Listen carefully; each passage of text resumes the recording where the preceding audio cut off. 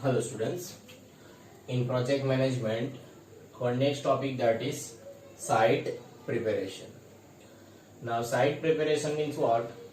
We have to identify first our site, right? A particular location, उसके अंदर site find कर देंगे कि हाँ ये particular place के ऊपर हम प्रोजेक्ट एस्टेब्लिश करने वाले हैं, राइट? तो अभी वो जो पर्टिकुलर साइट जो सिलेक्ट की है उसको प्रॉपर प्रिपेयर करना होगा, राइट? तब जाके हम लोग वहां पर प्रॉपरली हमारा प्लांट या तो जो भी हमारा प्रोजेक्ट है वो एस्टेब्लिश कर सकते हैं। तो उसके अंदर वेरियस एस्पेक्ट्स कवर किए हुए हैं। उसके अंदर फर्स्ट वन है that is levelling and grading, right? Means जो पर्टिकुलर लैंड का पोर्शन हो तो वो एक लेवलिंग होना चाहिए, राइट? ऐसा नहीं कि means improper means levelling ना हो तो वो चलेगा नहीं। तो जो लैंड का जो पोर्शन है वो ग्राउंड ऐसा दिखना चाहिए प्रॉपर, राइट ना? एक लेवलिंग करना पड़ेगा। Second thing, demolition and removal of existing structures. कि सपोज वहां पर कोई पहले से कुछ है उस पर्टिकुलर साइट के ऊपर, तो उसको डिमोलिशन मींस कोई पहले से बिल्डिंग्स हैं तो उसको आपको तोड़ने पड़ेगा, राइट ना? तो कहने का मतलब उसको डिमोलिशन कर सकते हो और वहां पर जो भी एग्जिस्टिंग स्ट्रक्चर पहले से जो भी है उसको रिमूव कर देंगे, तब जाके हम लोग नया वहां पर प्रोजेक्ट एस्टेब्लिश कर सकते हैं। तो सपोज पहले से वहां पर कुछ एग्जिस्टिंग हो तो उसको डिमोलिशन करना है, वहां से रिमूव कर देना है, right? Next one that is relocation of what? Relocation mean फिर से पाइपलाइन नई रिक्वायरमेंट हो, वाटर सप्लाई जरूरी हो तो उसके पाइपलाइंस करेंगे उस हिसाब से, right?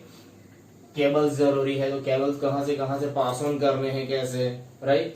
Next roads, road prepare करेंगे वहां पर पर्टिकुलर साइड के ऊपर, as well as power lines, कहां पर से कैसे पावर सप्लाई, पावर लाइन कहां से क्यों जाएगी, क्योंकि जो हम लोग स्ट्रक्चर बनाएंगे तो उस बिल्डिंग बनाएंगे तो पावर लाइन उसके अकॉर्डिंगली वहां पर आपको एस्टेब्लिश करनी पड़ेगी कि हाँ यहाँ पर हमारा पावर का सब स्टेशन रहेगा, वहां से हम लोग पावर यहाँ पर लेके आएंगे। ऐसा वेल इन एडवांस उसका प्रॉपर रीलोकेशन करेंगे कि हाँ यहाँ पर ये सब चीजें ऐसे फॉर्म में होगी। Next thing that is reclamation of swamps and draining. Reclamation of swamps means what? कि सपोज कोई पर्टिकुलर एरिया है उस साइड के ऊपर पर्टिकुलर ऐसा हुआ फ्लूड आया हो तो वो लैंड के ऊपर एक ऐसा दूसरा लेयर बन जाता है, तो वो मींस उतना इफेक्टिव नहीं रहता है, तो उसको भी आपको निकालना पड़ेगा। या तो ड्रेनिंग हो, ड्रेनिंग लाइन हो वहां पर कैसे कोई, राइट? तो उसको भी हम लोग क्या करना पड़ेगा कि वहां से वो लाइन भी आप लोगों को जहां पर सुटेबिलिटी हो वहां से उसको पास ऑन करवानी पड़ेगी, right? That is reclamation. Next, removal of standing water. Removal of standing water means जो पर्टिकुलर साइट हो वहां पर वाटर है, राइट ना? तो वो वाटर की भी हमें तो जरूरत नहीं है, राइट? तो वो वाटर भी क्या करना पड़ेगा, निकालना पड़ेगा, राइट? तो ऐसा जो भी मीन्स हो उसको वहां से निकाल देंगे, right? Next one, site preparation के अंदर दूसरा एक हमारा टॉपिक आता है that is connections. We also required connections. Connections means what? कि जो भी हमें सर्विसेज रिक्वायर्ड है पर्टिकुलर प्लेस के ऊपर तो उसके लिए कनेक्शंस हमें लेने पड़ते हैं। तो कौन से कनेक्शंस आएंगे? इलेक्ट्रिसिटी, जो इलेक्ट्रिक सप्लाई हमें चाहिए, पावर जो चाहिए, राइट ना? तो उसका कनेक्शन लेना पड़ेगा। वाटर की रिक्वायरमेंट चाहिए तो वाटर का भी कनेक्शन लेना पड़ेगा, वहां से म्यूनिसिपालिटी हो या तो जो भी सप्लायर हो उनसे। Next one that is communication. Communication के लिए टेलीफोन आ सकता है, कुछ इंटरनेट फैसिलिटी हमें रिक्वायरमेंट रहती है, राइट ना? तो वो सब के लिए जो भी कनेक्टिविटी हमें चाहिए रहती कम्युनिकेशन के लिए, तो टेलीफोन लाइन चाहिए या तो फिर आपको इंटरनेट कनेक्टिविटी के लिए केबल्स, कहीं से कुछ किसी का ब्रॉडबैंड परचेस करना हो तो वो कम्युनिकेशन में आ जाएंगे। Next one that is road. आपको प्रॉपर रोड भी अवेलेबल चाहिए वहां पर से ट्रांसपोर्टेशन के लिए।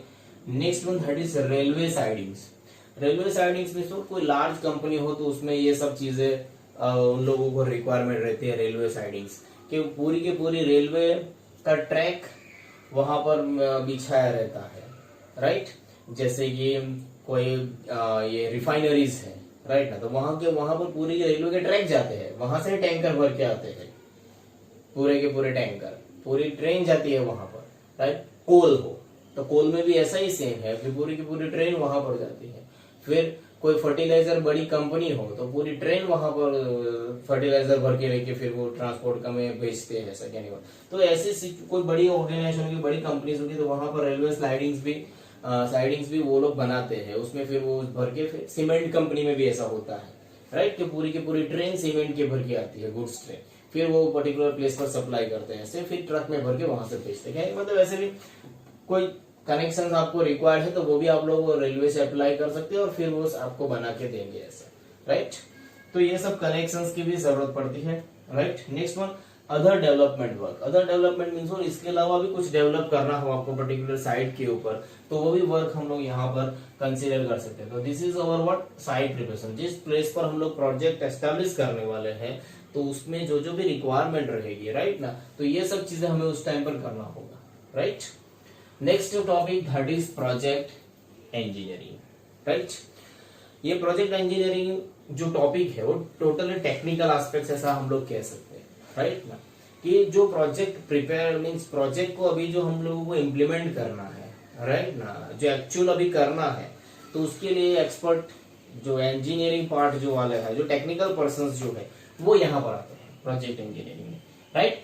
ये जो प्रोजेक्ट इंजीनियरिंग जो है that is bridges the boundaries of what engineering and project management. Engineering means what, जो टोटली टेक्निकल एस्पेक्ट्स होगा, एंड प्रोजेक्ट मैनेजमेंट मींस जो मैनेज करने वाला होगा उस पर्टिकुलर प्रोजेक्ट को, राइट। तो उसके जो भी पूरा प्रोजेक्ट की जो बाउंड्रीज है उसको फिलअप करने वाले ये सब यहाँ पर होंगे, राइट। अब यहाँ पर टोटली कैसे वर्कर्स होंगे, टेक्निकल वर्कर्स होंगे, क्योंकि पर्टिकुलर प्रोजेक्ट वर्क करना हो उसके लिए टेक्निकल वर्कर ज्यादा जरूरत पड़ेंगे। टेक्निकलिटी साउंड होनी चाहिए, ज्यादा सिविल इंजीनियर्स है, राइट ना, इलेक्ट्रिक इंजीनियर्स है, मैकेनिकल इंजीनियर्स है, ये सब की जरूरत इसमें ज्यादा पड़ती है, right.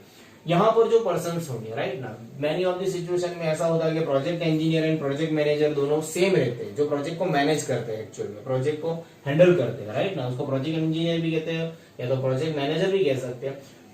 Who leading the what project, जो भी पर्टिकुलर प्रोजेक्ट हो उसका लीडिंग करेगा कि हाँ सक्सेसफुली वो प्रोजेक्ट कंप्लीट हो, उसके लिए उसकी रिस्पॉन्सिबिलिटी रहती है, राइट। तो there are some responsibilities also of that project engineer, right. जो भी प्रोजेक्ट इंजीनियर होगा उसकी पूरी रिस्पॉन्सिबिलिटी होती है कि वो प्रोजेक्ट सक्सेसफुली कंप्लीट किया जाए, राइट। अब वो प्रोजेक्ट इंजीनियर जो होगा, राइट ना, that person, right, is associated means उसको प्रोजेक्ट वो relationship between project manager and what technical discipline, वो दोनों के बीच का रिलेशनशिप दिखाता है project manager as well as what technical discipline, right. Technicality भी प्रॉपर होनी चाहिए एज वेल एज उसको प्रॉपर मैनेजमेंट भी होना चाहिए, राइट।